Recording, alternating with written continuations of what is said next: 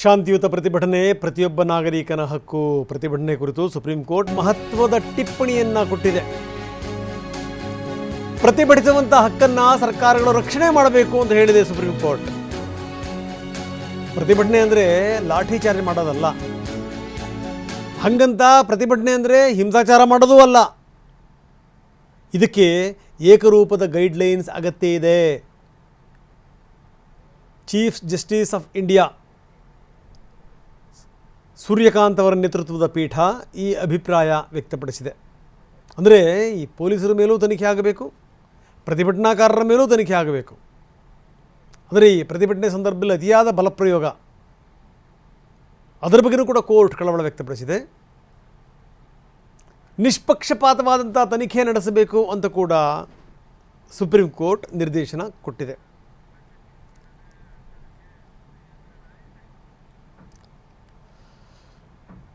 ಬನ್ನಿ, ನಮ್ಮ ಪ್ರತಿನಿಧಿ ಹರೀಶ್ ಈಗ ನಮ್ಮೊಂದಿಗೆ ನೇರ ಸಂಪರ್ಕದಲ್ಲಿದ್ದಾರೆ. ಹರೀಶ್, ಗಮನಿಸ್ತಾ ಇದ್ದೀವಿ, ಒಂದು ಕಡೆಗೆ ವಿಪರೀತ ಗದ್ದಲ ನಡುವೆನೇ ಬಿಲ್ ಮಂಡನೆ ಆಯಿತು, ಅದು ಒಂದು ಕಡೆಗೆ. ಇನ್ನೊಂದು ಕಡೆಗೆ ಮಲ್ಲಿಕಾರ್ಜುನ್ ಖರ್ಗೆ ಅವರು ಮತ್ತು ಈ ಸಭಾಪತಿಗಳ ನಡುವೆ ನಡೆದಂಥ ವಾಗ್ವಾದ. ವಿಶೇಷ ಸಂದರ್ಭಗಳಲ್ಲಿ ಮಾತ್ರ ನಾವು ಈ ಕ್ರಮವನ್ನು ತಗತೀವಿ, ಬಿಟ್ಟರೆ ನೀವು ಹೇಳಿದಂಗೆ ರೂಲ್ಸು ರೆಗ್ಯುಲೇಷನ್ಸು ಮಾಡೋಕ್ಕಾಗಲ್ಲ ಅಂತ ಸಭಾಪತಿಗಳು ಹೇಳಿದ್ದು. ಅದಕ್ಕೆ ಮಲ್ಲಿಕಾರ್ಜುನ್ ಖರ್ಗೆ ಅವರು ಯಾವ ರೀತಿ ಮಾತಾಡಿದ್ರು ಅದೆಲ್ಲವೂ ಕೂಡ ನೋಡ್ತಾ ಇದ್ವಿ. ಅಂದರೆ ಈ ಓವರಾಲ್ ಡೆವಲಪ್ಮೆಂಟ್ಗಳಿದೆಯಲ್ಲ ಅದು ಅಂತೂ ನೋಡಿ, ಬಿಲ್ ಮಂಡನೆ ಆಗಿದ್ದು, ಬಿಲ್ ಪಾಸಾಗಿದ್ದು, ಅದ್ರ ಬಗ್ಗೆ ಹೆಚ್ಚಿನ ವಿವರಗಳೇನಿದೆ? ರಂಗನಾಥ್, ಜುಲೈ 20ರಂದು ನಡೆದಂತಹ ಸಂಸತ್ ಚಲೋ ಪ್ರತಿಭಟನೆ ಏನಿದೆ, ಇಲ್ಲಿ ಪೊಲೀಸರು ಹಾಗೂ ವಿದ್ಯಾರ್ಥಿಗಳ ನಡುವೆ ದೊಡ್ಡ ಮಟ್ಟದಲ್ಲಿ ಸಂಘರ್ಷ ಏರ್ಪಟ್ಟಿತ್ತು. ಪೊಲೀಸರು ವಿದ್ಯಾರ್ಥಿಗಳ ಮೇಲೂ ಕೂಡ ದಾಳಿಯನ್ನ ಮಾಡಿದ್ರು. ಪ್ರತಿಭಟನಾಕಾರರ ಮೇಲೆ ದಾಳಿ ಮಾಡಿದಂತಹ ಸಂದರ್ಭದಲ್ಲಿ ಸಾಕಷ್ಟು ಪ್ರತಿಭಟನಾಕಾರಿಗಳಿಗೆ ಗಾಯ ಆಯಿತು, ಮತ್ತೆ ಪೆಲೆಟ್ ಗನ್ಗಳನ್ನ ಕೂಡ ಯೂಸ್ ಮಾಡಿದ್ರು ಅನ್ನುವಂತ ಆರೋಪ ಈಗ ಕೇಳಿ ಬಂದಿರುವಂತಹದ್ದು. ಈಗ ವಿದ್ಯಾರ್ಥಿಗಳೇನ್ ಪ್ರೊಟೆಸ್ಟ್ ಅನ್ನ ಮಾಡ್ತಾ ಇದ್ರು, ಧರ್ಮೇಂದ್ರ ಪ್ರಧಾನ್ ಅವರು ರಾಜೀನಾಮೆಯನ್ನು ಕೊಡಬೇಕು ಅಂತ, ಅದು ಈಗ ಯಶಸ್ವಿಯಾಗಿದೆ. ಧರ್ಮೇಂದ್ರ ಪ್ರಧಾನ್ ಅವರು ರಾಜೀನಾಮೆಯನ್ನು ಕೊಟ್ಟಿದ್ದಾರೆ. ಈಗ ಸಂಸತ್ ಅಧಿವೇಶನ ಸರಾಗವಾಗಿ ನಡಿಬೇಕಾಗಿತ್ತು. ಆದ್ರೆ ಸಂಸತ್ ಅಧಿವೇಶನದಲ್ಲಿ ವಿರೋಧ ಪಕ್ಷಗಳು ಮತ್ತೊಂದು ಬೇಡಿಕೆಯನ್ನ ಮುಂದಿಟ್ಟಿರುವಂತಹದ್ದು.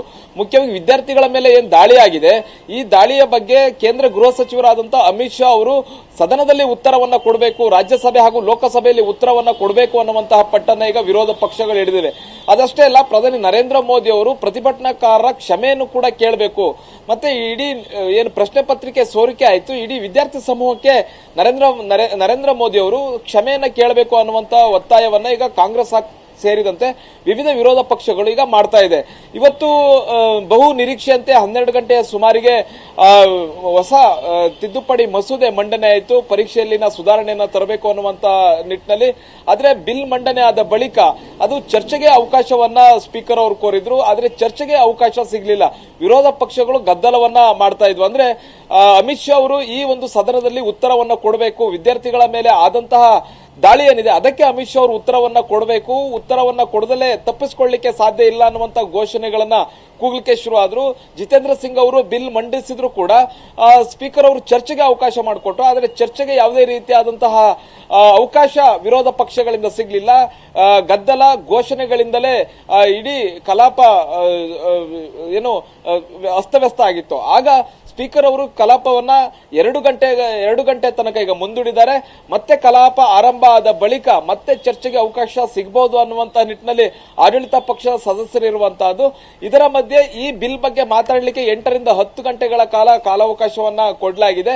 ಈ 8 ರಿಂದ 10 ಗಂಟೆಗಳ ಕಾಲ ನಡೆಯುವಂತಹ ಚರ್ಚೆಯಲ್ಲಿ NDA ಇಂದ ಯಾರ್ಯಾರು ಚರ್ಚೆಗೆ ಭಾಗವಹಿಸ್ತಾರೆ, ಬಹುತೇಕ ಯುವ ಸಂಸದರೇ ಭಾಗವಹಿಸಬೇಕು ಅನ್ನುವಂತಹ ಸೂಚನೆಗಳನ್ನು ಕೂಡ ಕೊಡಲಾಗಿದೆ. ಬಹುತೇಕ ಯುವ ಸಂಸದರೇ ಈ ಒಂದು ಚರ್ಚೆಯಲ್ಲಿ ಭಾಗಿಯಾಗ್ತಾರೆ.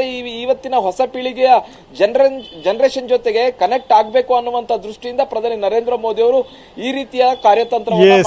ಹರೀಶ್, ಇದೆಲ್ಲದರ ಜೊತೆಗೆ ಸುಪ್ರೀಂ ಕೋರ್ಟಿನ ಬಗ್ಗೆ ಮಾತಾಡಲೇಬೇಕು. ಸುಪ್ರೀಂ ಕೋರ್ಟ್ ಕಳವಳ ವ್ಯಕ್ತಪಡಿಸಿರುವಂತಹ ರೀತಿ ಜೊತೆಗೆ ಏನಂದ್ರೆ ಪ್ರತಿಭಟನೆ ಮಾಡಲಿಕ್ಕೆ ಎಲ್ರಿಗೂ ಹಕ್ಕಿದೆ, ಆದರೆ ಪ್ರತಿಭಟನೆ ಮಾಡುವಂಥ ಹಕ್ಕನ್ನು ರಕ್ಷಣೆ ಮಾಡಬೇಕಾಗಿರುವಂಥದ್ದು ಕೂಡ ವ್ಯವಸ್ಥೆಯ ಕರ್ತವ್ಯ ಅನ್ನುವಂಥ ಮಾತನ್ನು ಕೂಡ ಸುಪ್ರೀಂ ಕೋರ್ಟ್ ಹೇಳಿರುವಂಥದ್ದು. ಜೊತೆಗೆ ಏನಂತಂದರೆ ಈ ಪೊಲೀಸರು ಮತ್ತು ಪ್ರತಿಭಟನಾಕಾರರು ಇಬ್ಬರ ಮೇಲೂ ಕೂಡ ತನಿಖೆ ಆಗಬೇಕು ಅಂತ ಸೂಚನೆ ಕೊಟ್ಟಿರುವಂಥದ್ದು. ಏನಂತೀರಿ?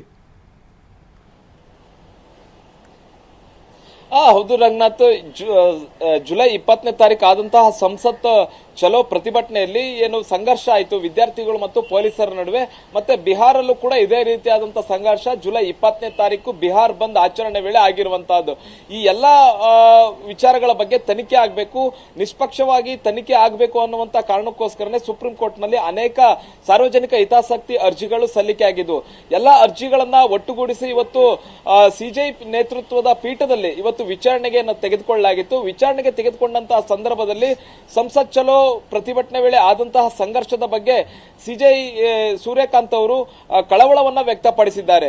ಪ್ರತಿಭಟನೆ ಮಾಡುವಂತಹದ್ದು ಪ್ರಜಾಪ್ರಭುತ್ವ ವ್ಯವಸ್ಥೆಯಲ್ಲಿ ಯಾವುದೇ ನಾಗರಿಕನ ಹಕ್ಕು.